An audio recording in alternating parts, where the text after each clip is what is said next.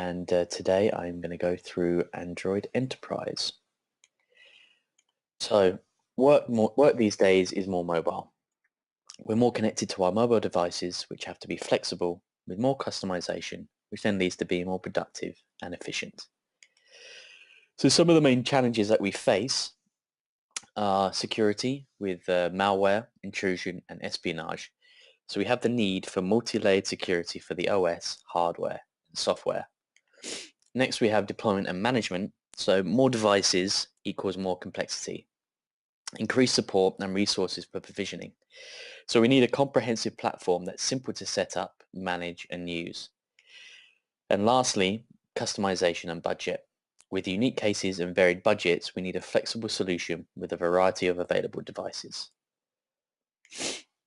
So we've talked a little bit about the challenges that mobile environments are facing, and we need a robust solution. So why Android Enterprise? Well, let me ask you, why not? Android is secure, comprehensive, innovative, and flexible. And we'll talk over the next 30 minutes or so how we go through all of that. But before we do, Android has 2.3 billion devices currently active out there on GMS services. Now, GMS services are Google mobile services, and these are the devices we can actually track as active. Now, this is based on a 28-day active cycle, so these aren't devices that were just sold and might have come back or maybe not being used. These are actually active devices, which are currently being used out in the world right now. So 2.3 billion is a huge number, and this just shows the breadth of Android. But in terms of what it means for businesses, because of the popularity of Android out in this space, Android is now becoming the most popular choice for business as well. And according to IDC, a well-known research firm, in 2017, 78% of business use shipments were actually Android. And the forecast of growth is planned to increase. So by 2020, there'll be around 330 million Android shipments. Moving on to Google Play. So Google Play is the world's largest app distribution platform. And as of last year, there were 82 billion plus app installs, which was year on year up by 26%, which just shows you the amount of growth that the platform is getting in terms of applications. Now, are applications important to business? They most definitely are. And when we talk about Manage Google Play later in this deck, this number will become more relevant to you. So in terms of customizing your workflow, there's two ways of going about deploying applications with Google Play. You can either curate on App Store with Manage Google Play, and these are essentially just taking applications we already have, about 1 million or more, and curating your own App Store for your work environment. Or alternatively, you could create your own applications using things like Android Studio, Firebase, and all the free tools that we provide. So if you want to host your own apps or make your own, you can do that as well. And this is providing you the flexibility to do what you need to do in terms of your applications. And speaking of flexibility, most people think that Android is only on smartphones and tablets. Well, actually, Android is on a lot of screens. You can get Android on single-use scanners, ruggedized devices, kiosks, believe it or not. They may not look like they're running Android, but actually Android is running in the background. A lot of POS systems these days have Android, signage, and of course venturing into VR headsets and things of that nature, which can help with customer and end user training and so on. So Android is the most diverse ecosystem of devices in the world, which essentially means that you're going to have, regardless of your use case and regardless of your budget, there is going to be an Android device that will fit it. So Android is backed by the power of Google, of course, as you know. So we're constantly innovating and evolving.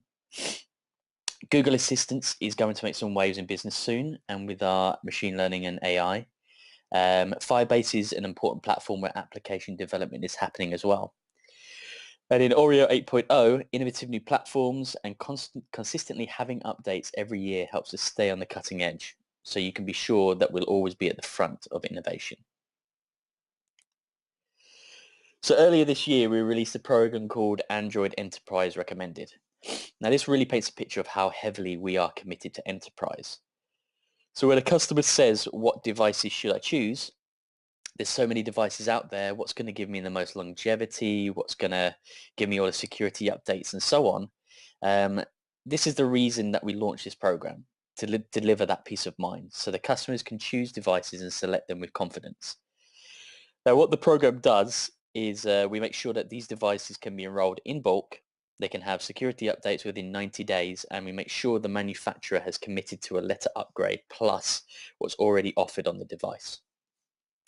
Also, certain RAM requirements, OS requirements, making sure the device is unlocked globally. So all of these things is to make sure that we can certify the device is Android Enterprise recommended. Henceforth, you can go and select these with confidence, knowing that Google has done all the work to ensure that it's enterprise ready. So security is top of mind for us and for everyone, and especially in enterprise. So let's talk about how we do that. But first, let's just start with what other people are saying. So you don't just have to take my advice. And of course, I'm Google, so I'm going to say that we have the best security. But let's look at a Gartner, who is a world-renowned research firm. So in 2017, they actually rated us higher for mobile security controls in these 6 categories. You can read the full report. Of course, you need the subscription for it, as we're not allowed to show the full report because of licensing issues, but we can share this slide. These were actually rated compared to other mobile OSs such as iOS and Windows, which is great because when it comes to application updates, secure browsing, authentication methods, device wipe, workplace isolation, and app monitoring control, this essentially covers a whole spectrum of security controls. So as long as Android is being rated higher, then that's a real win in our corner. So how do we do that? Why people rated us higher? The thing is, we don't take just a one-shot approach. We take a multi-layered approach to security, starting all the way at the bottom level, which is the hardware components. Then the OS platform, layering that with policies such as management APIs. These are the knobs and levers which the EMMs can control and pull on. And then right on top of that sits Google Play Protect, which is not only application scanning, but it's scanning a lot of things like the web and your device for other things as well. But in terms of application security, that is the go-to place where it's going to happen. So again, hardware, OS, management APIs, and Google Play Protect. So when you combine all of this together, you're going to have a solution that's pretty locked down. So let me just go through some of these things in more detail. So when it comes to Google Play Protect, it is the world's largest threat detection software out there. And we can say that with confidence because it's scanning 2.3 billion devices every other day. So what Google Play Protect does is essentially scanning half of those devices, around 1.1 billion every single day. And we think there's around 50 applications on average on each device, which means that it's scanning around 50 billion apps every single day. It's taking those signatures, it's making sure that those apps are not infected, it's cross-checking data between other applications that might be on the phones, and it's doing all of this in real time. So as long as you're leaving Google Play Protect on, you're getting the full protection powered by Google's machine learning. Now, in Android Security Review 2017, there's a report and statistics that state 60% or more potentially harmful apps or malware was actually detected by our AI in Google Play Protect, which means that it's so much more powerful than humans just sitting there and reviewing applications. So we have this layer that does a really great job in making sure your applications that are coming onto the device, and not just from Google Play, but other sources as well, are fully protected. So as of 2016 Q1, you had a chance of 0.04% chance of downloading a potential harmful application. Now, if you've moved forwards to Q4 of 2017, that is down to 0.01%, which is great. But just look at the work that we've been doing from outside of Google Play. So these are the side-loaded apps, the third-party application stores, or apps that are from the web. Now, this number has dropped dramatically as we don't only believe in making sure that you're protected from stuff coming from Google Play, but you should be protected from any application that's coming onto your device. So that being said, as of last quarter 2017, the number of apps from outside Google Play with potential harmful apps is now down to 0.79%, which is huge, but obviously there's still a lot of work to go, as 0.79% of 2.3 billion is a massive number. So Android management APIs are compatible with devices running Google Play on Android 5.1 or later. They've been designed with the needs of businesses in mind, and it doesn't matter if an organization obtains devices from a single manufacturer or from multiple sources. You can use the management APIs to develop a single solution that will manage them all, such as enforce network configs, policies, and work profile. So on the OS platform, there's a lot of things that we do in the OS platform. The devices are encrypted by default to protect against physical attacks. We use a process called verified boot, which ensures the device is booting each stage with the next stage to make sure that it's verified and it's matching the original hash from the OEM. And if that doesn't happen, and if your OS has been compromised in any way at all, the device will not boot. We've also offered full disk encryption as a mandatory feature of Android going back to Android 5.0. And in Android 7.0, we introduced file-based encryption, which offers enterprises the ability to secure the enterprise data in a work profile with separate keys from the rest of the device. So we think that the users are the first line of defense. So with authentication, PIN, pattern, and password, we can guard against brute force attacks. There's also an application sandboxing, which means applications that are not written by the same developer can't talk to each other. So regardless of where the applications are, they can't talk to each other. So if a bad application is affected by malware, it means that it can't take application data from any other app as well, just because it got exploited. We also employ exploit mitigation techniques to secure our kernel. Now, the kernel is a security-enhanced Linux kernel, also known as SE Linux. And we bring a lot of kernel hardening features to it to make sure that that piece sits below the OS is also protected. Not only in the OS, but in the kernel itself. So in our professional course, we do dig deeper into those techniques, but we're not going to go into them today. So hardware, so everything is backed by hardware security. So where we store all of these encryption keys, where verified boot happens, where all your PIN, pattern, passwords are stored. They're all stored in a trusted execution environment. This is like a separate space on your system on a chip, so it can't be affected by your OS. The space itself is secure and has its own processing units. And all it's doing is really all these basic functions so you don't have to sit there and get compromised. And as of Android Oreo, we've increased security by adding support for a secure element that sits outside of the system on the chip as well.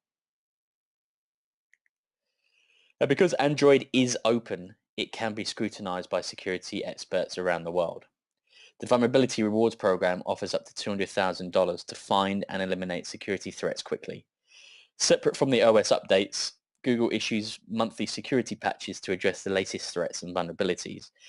We're continuing to invest and improve security, working with our Linux community, OEMs, partners to help protect against these threats from coming down. And that kind of wraps up our security section. So the key takeaways are multi-layers of security are built in via the hardware, OS, Google Play Protect, and management APIs. 99.99% of Android devices are free or potentially harmful apps. That helps with the power of Google Play, and monthly security updates are sent to keep Android devices safe from the latest threats. So now we're going to talk about how Android is a comprehensive and flexible solution. So first things first, there's lots of management controls that you have to manage and deploy Android devices in a comprehensive manner. Of course, you have the EMM controls, what management APIs allow you to do.